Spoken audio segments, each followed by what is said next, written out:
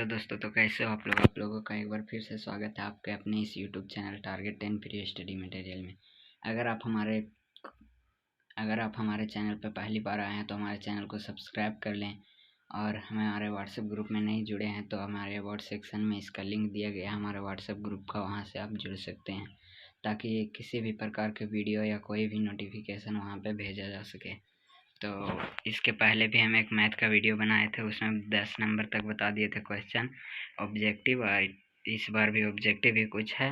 तो चलिए आज का प्रश्न से शुरू करते हैं हम आज के क्लास को। निम्न में से कौन द्विघाती सूत्र है? देखिए, डायरेक्ट सूत्र कई बार पूछता है तो इसलिए आप सूत्र को अवश्य याद कर लेंगे। तो इसका सही उत्तर हो जाएगा option A, -b plus -√b² -4ac/2a। अगला क्वेश्चन हमारा क्वेश्चन नंबर 12, यदि d बराबर 0 अर्थात विवेकतर शून्य हो तो इसका मूल होगा। देखिए, अगर d बराबर 0 होता है तो मूल समान और वास्तविक होता है। अगर d है सो बड़ा होता है 0 से तो मूल वास्तविक होता है लेकिन असमान होता है। अगर d है से छोटा होता है 0 से तो मूल काल्पनिक, मतलब इसका कोई मूल होबे नहीं करता है। तो यहाँ पे पूछ रहा है यदि d बराबर 0 यानी विवेकतर शून्य हो तो इनमें से कौन मूल होगा। तो d बराबर 0 है तो बराबर और वास्तविक मूल होगा।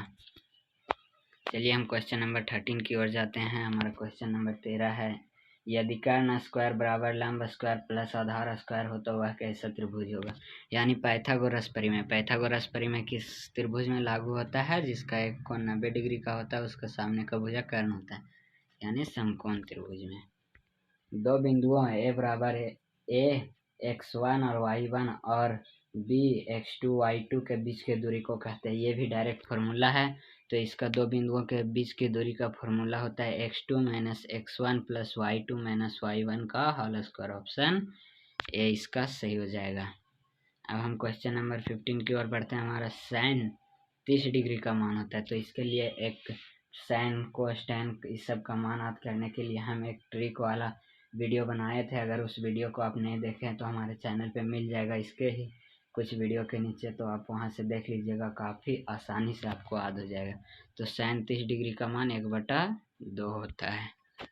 क्वेश्चन नंबर 16 की ओर जाते हैं। क्वेश्चन नंबर 16 हमारा है, sin 90 - थीटा बराबर होता है।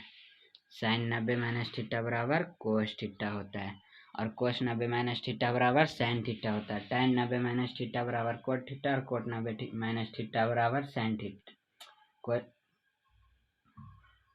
और होता है फिर sec 90 - थीटा बराबर कोसेक थीटा, और कोसेक 90 - थीटा बराबर सेक थीटा। तो इसका सही उत्तर हो जाएगा ऑप्शन बी।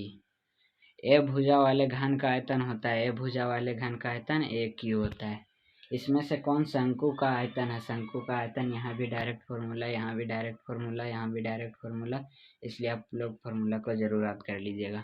इनमें से कौन शंकु का आयतन है? शंकु का आयतन होता है 1/3 पाई आर स्क्वायर एच।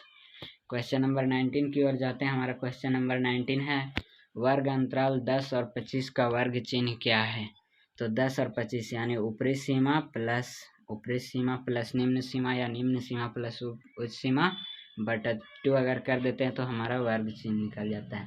20 और 10 होता है हमारा 35, और 35 को अगर 2 से भागा देते हैं तो ये 17.5 बार में कटता है। ऑप्शन 20 का सही हो जाएगा।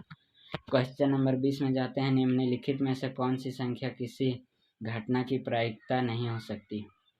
तो किसी घटना की प्रायिकता 0 से लेकर 1 के बीच में होती है। 0.1, 0.2 ये सब हो सकता है, प्रतिशत में हो सकता है, लेकिन कभी भी 1 से बड़ा इसका मान नहीं होता।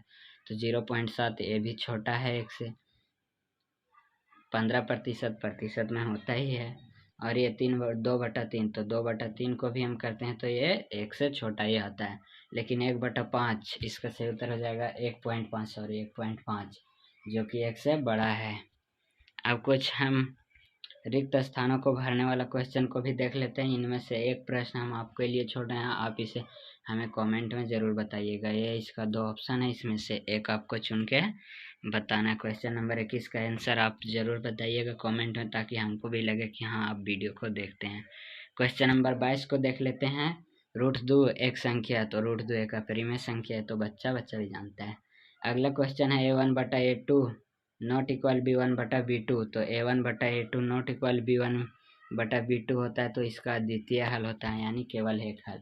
और अगर A1 बटा A2 बराबर B1 बटा B2 और नॉट इक्वल C1 बटा C2 हो तो इसका कोई हल नहीं होता है।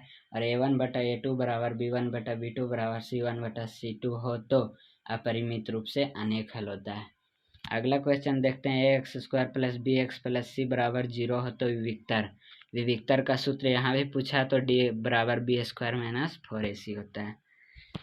क्वेश्चन नंबर 25 को देख लेते हैं। ax² plus B X plus C को कहते हैं ax² plus B X plus C को द्विघात बहुपद कहते हैं। अगर इसके बराबर में 0 लगा दे तो इसको हम द्विघात समीकरण कहेंगे, लेकिन बराबर में 0 नहीं है तो द्विघात बहुपद।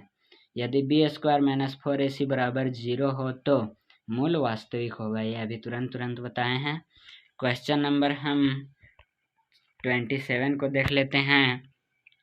27 हमारा क्वेश्चन है, किसी संख्या की ऐसी सूची जिसमें प्रत्येक पद का सार्वंतर समान हो तो उसे समांतर श्रेणी कहते हैं। तो समांतर श्रेणी है, सभी समबाहु त्रिभुज समरूप होते हैं।